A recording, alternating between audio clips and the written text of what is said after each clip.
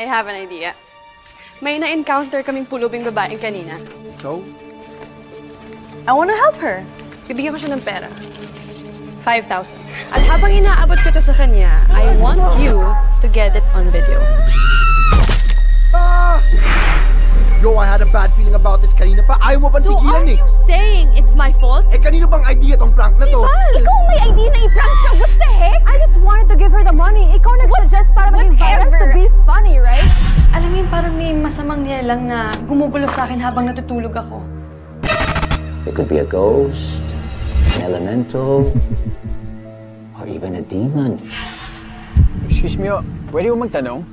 May hinahanap po kasi kaming pulubing. Dito. Ano siya dyan? Nausog siya. Si Catalina may pakana. Catalina? Oo, nung bata pa lang ako, marami na akong kwentong naririnig tungkol dyan kay Catalina. Mag-isang naninirahan si Catalina sa isang mansyon sa gitna ng gubat. Sa bayan, madalas sa mga kaso ng mga nawawalang tao. Karamihan, mga kabataan.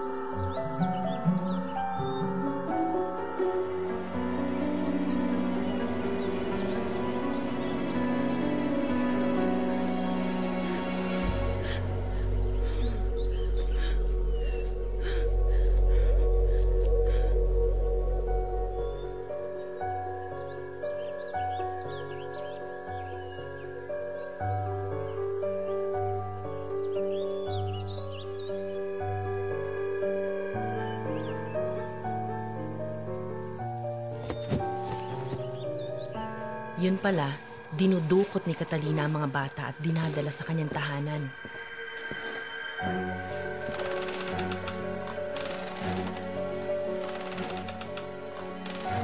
Doon, sinisip-sip ni Catalina ang lakas ng mga bata hanggang sa pumanaw sila.